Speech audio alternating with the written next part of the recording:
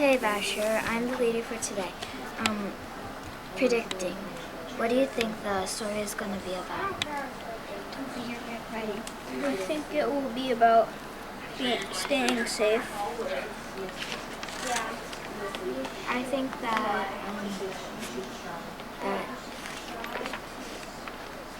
you wear a helmet every time you do something. I think it's going to be about being careful with what you do and taking precautions. Dave, what do you think? Sis, do you have anything? It's mostly it.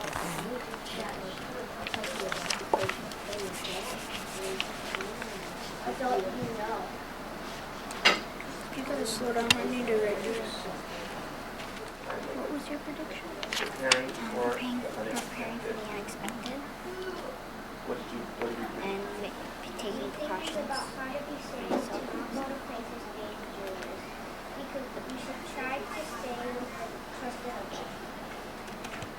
what's the recommendation? I will start reading. Charlotte, will you please read the first paragraph, please? Preparing for the unexpected. Common hazards. Injuries often occur when people are tired of careless. Sometimes injuries happen when people don't realize that an action is unsafe. Some injuries occur during every day. Common hazards at home.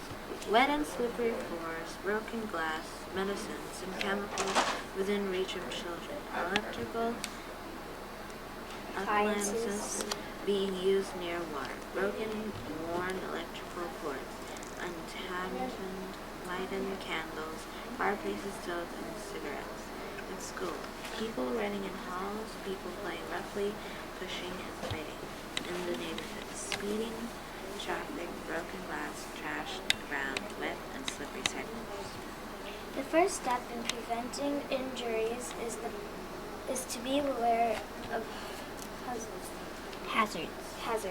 A hazard is something in the environment or something about a person's action that can cause harm or injury. Sometimes people like to show off or take risks. They might play dangerously in a swimming pool or on the playground.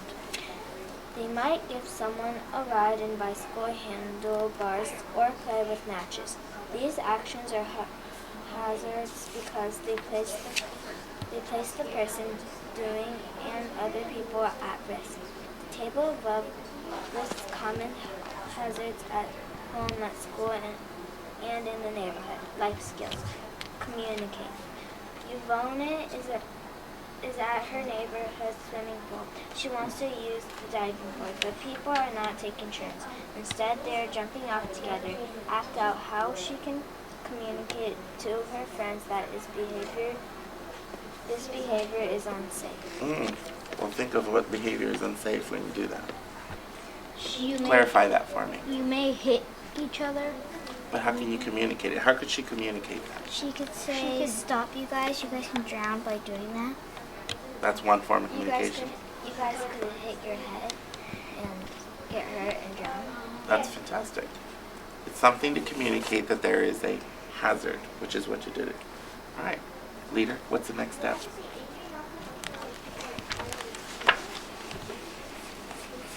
Clarifying. What aspects of this paragraph do you need to clarify? Anything you need to clarify? What's a new vocabulary word that you learned in that paragraph? Hazard. Do we understand what that is? Yes. Clarify that for me. Tell me what that means. That means To you, use your own words. something that So many things could happen, so that's why they are called hazardous. All right, next step. questioning. Any questions on this section? I think it's pretty much plain, straightforward, right? About what a hazard is and how bad it could be to you. Last step. Summarizing. How do we summarize this? What are you taking away from this? After you're done reading this, what's going to stay in your mind? Summarize that for me. Being careful. Being being careful. so careless anymore. Excellent. Not being careless. I like that choice of words. Anybody else? Writing that down? Fantastic. Anybody else want to share? Your own personal words. She used being careful and not being careless. What about you? When someone's in trouble, try helping them. If you see hazard, right? Try helping them. Come up with a couple more and then move on to your next page. Yes, sir.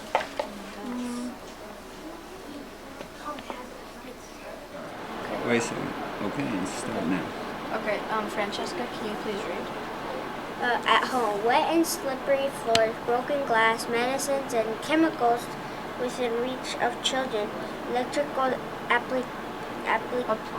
appliances being used near water, broken and worn electrical cords, unattended lighted candles, fireplaces, stoves, and cigarettes.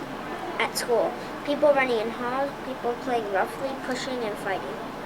In the neighborhood, speeding traffic, broken glass, and trash on the ground, wet and slippery sidewalks.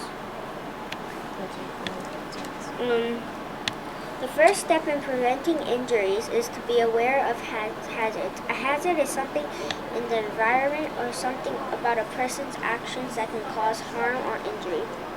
Sometimes people like to show off or take risks. They might play dangerously in a swimming pool or on the Wait. I know it's not really about the subject, but like right here, if this is first and then they say above, why would you would already know. Okay.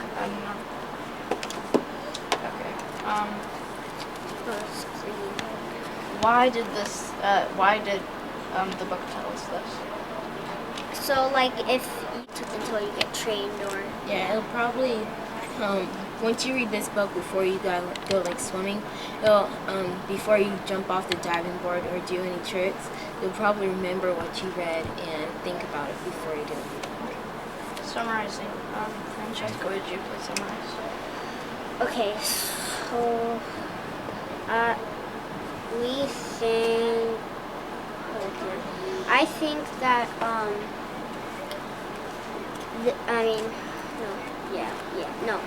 this page is about like what you should be careful of in your house, in your school, in your neighborhood, and what hazard means, and things not to do on bikes, swimming pools, playgrounds, and all that.